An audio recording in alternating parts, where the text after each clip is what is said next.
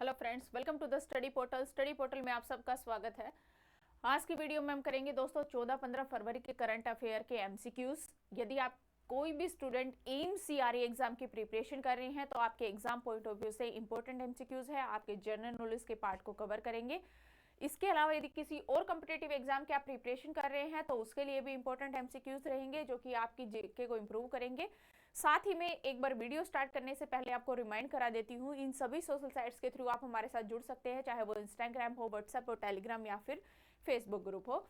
इसके अलावा जो भी कैंडिडेट किसी भी टीचिंग लाइन एग्जाम की तैयारी कर रहे हैं, यदि फिर आप इसके अलावा एम्स सीआरई एग्जाम की यदि प्रिपरेशन कर रहे हैं तो आप हमें अपना नेम, सिटी, एग्जाम 8447410108 हमारा व्हाट्सएप नंबर है, इस पर व्हाट्सएप कर दीजिए ताकि जिस भी एग्जाम की आप तैयारी कर रहे हैं उसी से रिलेवेंट वीडियो का लिंक आप तक शेयर किया जाए।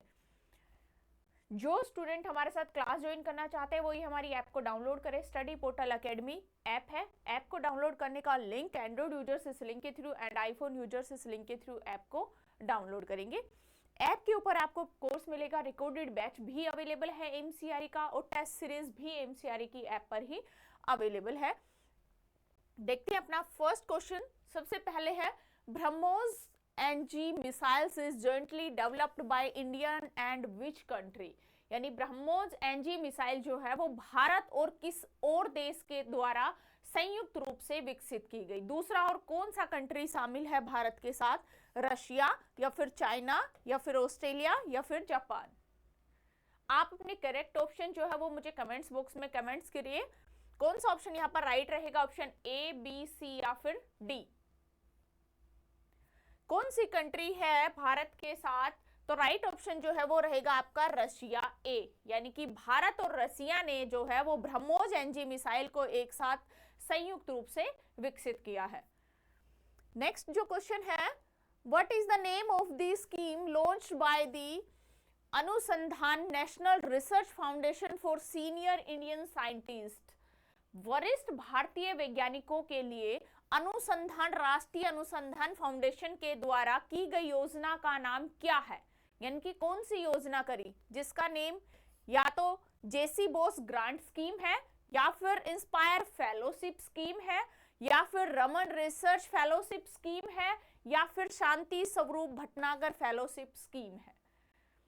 कौन सी स्कीम है इनमें से जो अनुसंधान राष्ट्रीय अनुसंधान फाउंडेशन के द्वारा शुरू की गई है? और किन के लिए शुरू की गई? वरिष्ठ भारतीय वैज्ञानिकों के लिए, यानी कि जो सीनियर इंडियन साइंटिस्ट हैं उनके लिए ये स्कीम शुरू की गई है। तो इनमें से कौन सी स्कीम है जो शुरू की गई? Option A is the correct, JC Bose grant scheme. Next question है, what type of disease is Sudan virus disease that was recently seen in news। हाल ही में खबरों में रहा सुडान वायरस रोग किस प्रकार का रोग है? ऑप्शन में है आपके पास बैक्टीरियल इन्फेक्शंस यानी जीवाणु संक्रमण, या फिर वायरल होमोग्राफिक फीवर वायरल रक्तस्रावी बुखार, या फिर फंगल इन्फेक्शन फंगल संक्रमण, या फिर auto immune disorder auto immune विकार। इनमें से कौन सा संक्रमण यानी किस प्रकार का रोग है सुडान वायरस? एक डिजीज है तो किस प्रकार की है ये? कौन सा ऑप्शन यहां पर राइट रहेगा? राइट जो ऑप्शन रहेगा वो है आपका बी, वायरल रक्तस्रावी बुखार वायरल हेमोराफिक फीवर।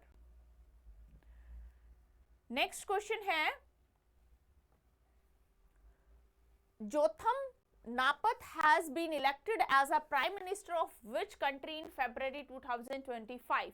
फरवरी 2025 में जोथम नापत को किस देश का प्रधानमंत्री चुना गया? ऑप्शन है आपके पास Papua New Guinea, Fiji, Vanuatu या फिर टोंगा। इनमें से कौन सी कंट्री का जो है वो प्रधानमंत्री चुने गए हैं जोथम नापत? राइट ऑप्शन जो है वो यहां पर रहेगा आपका सी, वानुअतु। नेक्स्ट क्वेश्चन है, which city is the host of first ever regional dialogue on social justice. सामाजिक न्याय पर पहली बार क्षेत्रीय संवाद का आयोजन किस शहर में किया जा रहा है? क्षेत्रीय संवाद हैदराबाद में, चेन्नई में, या फिर न्यू दिल्ली में, या फिर चंडीगढ़ में? इनमें से कौन सा शहर है जिसमें सामाजिक न्याय के ऊपर पहली बार क्षेत्रीय संवाद का आयोजन किया जा रहा है, यानी कि रीजनल डायलॉग्स का जो है यहाँ पर आयोजन किया जा रहा है? राइट ऑप्शन रहेगा न्यू दिल्ली, नई दिल्ली के अंदर। नेक्स्ट क्वेश्चन है, Which ministry is organizing the first ever regional dialogue on social justice in New Delhi? कौन सा मंत्रालय नई दिल्ली में सामाजिक न्याय पर पहली बार क्षेत्रीय वार्ता का आयोजन कर रहा है? कौन सा मंत्रालय कर रहा है? Ministry of home affairs, ministry of labour and employment, ministry of social justice empowerment, या फिर मिनिस्ट्री ऑफ एक्सटर्नल अफेयर्स? कौन सा मंत्रालय इसमें सामाजिक न्याय पर पहली बार क्षेत्रीय वार्ता का आयोजन कर रहा है? नई दिल्ली के अंदर क्षेत्रीय संवाद जो है वो आयोजित हो रहा है, तो कौन सा मंत्रालय इसका आयोजन कर रहा है? राइट ऑप्शन जो है वो रहेगा आपका B, ministry of labour and employment.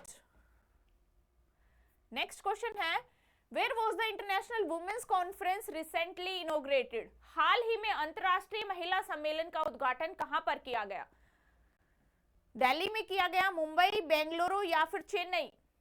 कौन सा शहर है इसमें से जिसमें महिला सम्मेलन यानी कि women conference, international women conference का इनॉग्रेशन किया गया? राइट ऑप्शन रहेगा option C, Bengaluru. Next question है, in which Indian state was president rules recently imposed? हाल ही में किस भारतीय राज्य में राष्ट्रपति शासन लगाया गया? राष्ट्रपति शासन लगा है कौन से राज्य में? नागालैंड, मणिपुर, आसाम, या फिर त्रिपुरा? कौन सा स्टेट है इसमें से जिसमें राष्ट्रपति शासन को लगाया गया है हाल ही में?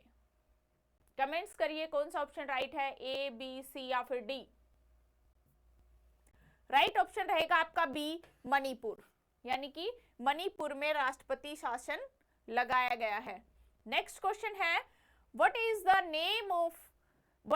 New name of Ajmer Foy Sagar lake? Foy Sagar lake जो अजमेर में है, राजस्थान अजमेर में, उसका नाम चेंज किया गया है, तो उसका क्या नाम चेंज किया? नया नाम क्या है? सूर्य सागर, शिवा सागर, वरुण सागर, या फिर भारत सागर? कौन सा ऑप्शन राइट रहेगा फ्रेंड्स? राइट ऑप्शन रहेगा आपका यहाँ पर सी, वरुण सागर, यानी कि जो पहले फोय सागर लेक थी उसका नाम अब चेंज करके वरुण सागर कर दिया गया, जो कि राजस्थान के अजमेर शहर में स्थित है। नेक्स्ट क्वेश्चन है, what is the name of the king Edward memorial भवन इन अजमेर? अजमेर में किंग एडवर्ड मेमोरियल भवन का नया नाम क्या है? महर्षि दयानंद विश्रांत गृह, स्वामी विवेकानंद भवन, या फिर राजा राम मोहन राय भवन, या फिर सरदार पटेल स्मारक?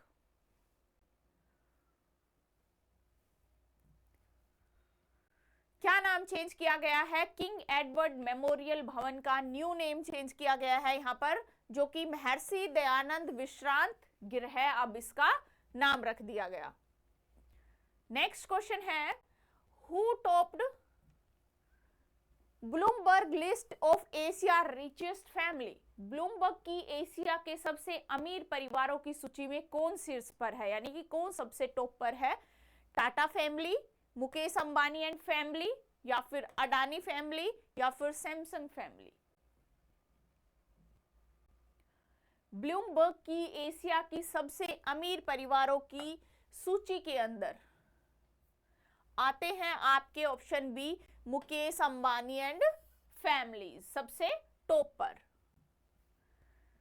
नेक्स्ट है, what is the rank of India in the World Bank logistic performance index, LPI जिसको बोलते हैं, विश्व बैंक लॉजिस्टिक प्रदर्शन सूचकांक में भारत का स्थान क्या है? कौन से नंबर पर है भारत? 25th, 29th, 36th, या फिर 38? विश्व बैंक लॉजिस्टिक प्रदर्शन सूचकांक कौन से नंबर पर है भारत इसमें? तो भारत है इसमें दोस्तों ऑप्शन डी करेक्ट, 38वें नंबर पर। नेक्स्ट क्वेश्चन है, What is the name of space telescope that recently discovered a rare Einstein ring around the galaxy NGC 6505? उस अंतरिक्ष दूरबीन का नाम क्या है जिसने हाल ही में आकाश गंगा NGC 6505 के चारों ओर एक दुर्लभ आइंस्टीन वलय की योजना की? एक दूरबीन है, उसका नाम बताना है, जिसने आकाश गंगा NGC 6505 के चारों ओर एक दुर्लभ आइंस्टीन वलय की खोज की। उसमें आपके पास ऑप्शन है हबल स्पेस टेलीस्कोप यानी हबल अंतरिक्ष दूरबीन, या फिर James Webb space telescopes, James Webb अंतरिक्ष दूरबीन, या फिर यूक्लिड स्पेस टेलीस्कोप, यूक्लिड अंतरिक्ष दूरबीन, या फिर चंद्रा स्पेस टेलीस्कोप, चंद्रा अंतरिक्ष दूरबीन। इनमें से कौन सा दूरबीन है जिसने एक आइंस्टीन वलय की खोज की?